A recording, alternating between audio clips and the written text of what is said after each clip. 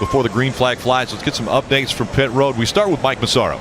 Well, Rick, when the news came down that Jimmie Johnson would have to start at the back of the field, there was very little reaction in the 48 camp. In fact, crew chief Chad Knaus had a stoic expression on his face. Didn't crack a smile, but didn't grimace either. Afterwards, he huddled up his team and had a very quiet pep talk. Doesn't seem like they are fazed at all by starting at the back. As for Jimmie Johnson, I spoke with him before driver introductions. He admitted there were a little bit of nerves, but mostly, he said, excitement, and pointed out earlier in the season, we didn't expect to even be competitive, let alone be here in the championship race.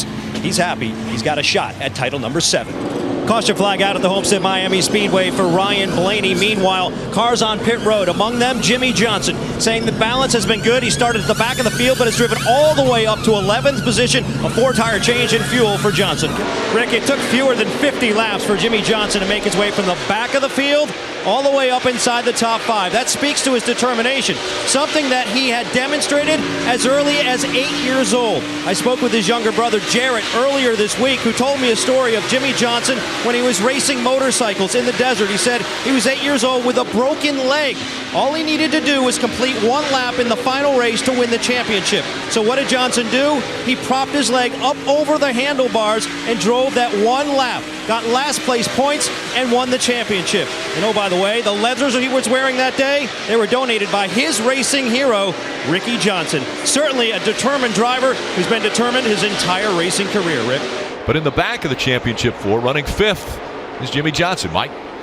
And he's had his share of adversity today, Rick, as well, starting at the back of the field, but he was able to make his way toward the front, but he just radioed in saying he has a slight vibration on the right rear. That's where he believes it is. Chad Knaus telling him just keep them posted. They're going to try to ride it out all the way until their pit stop, which should be somewhere between the next 10 and 15 laps. And that would include Jimmie Johnson, whose right rear vibration had been getting progressively worse. The call from Chad Knaus, a 4-tire change, and also Sunoco Race Fuel.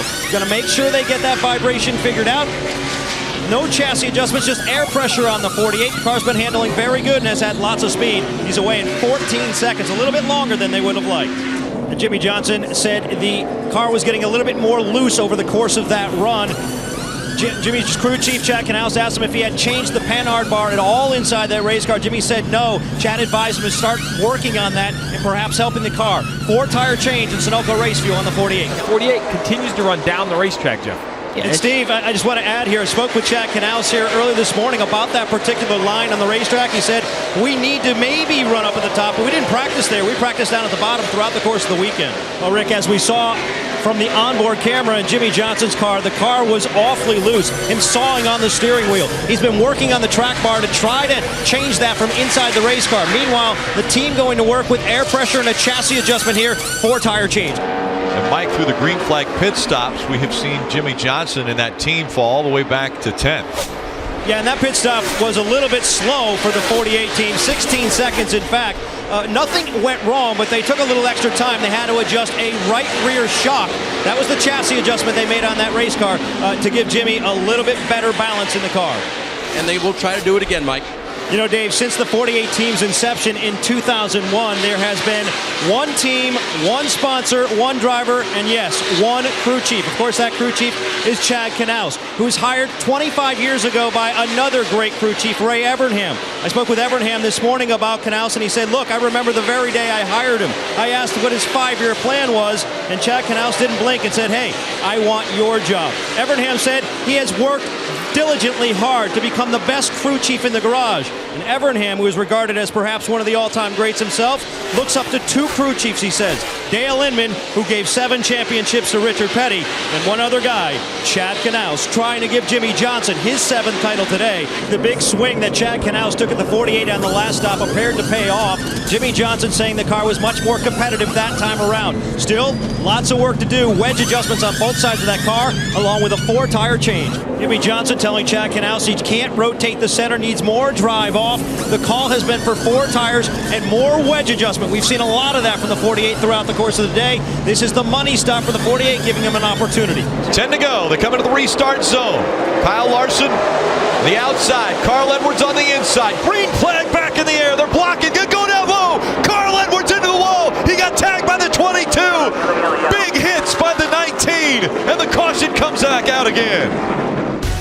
Welcome back to Homestead Miami Speedway, still under a red flag condition with 10 laps to go.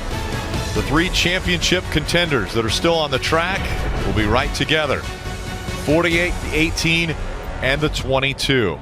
Well, there's two sides of the emotional spectrum, Rick. Obviously, we just saw the disappointment of Carl Edwards there, but on the other side, the beneficiary, the 48 team.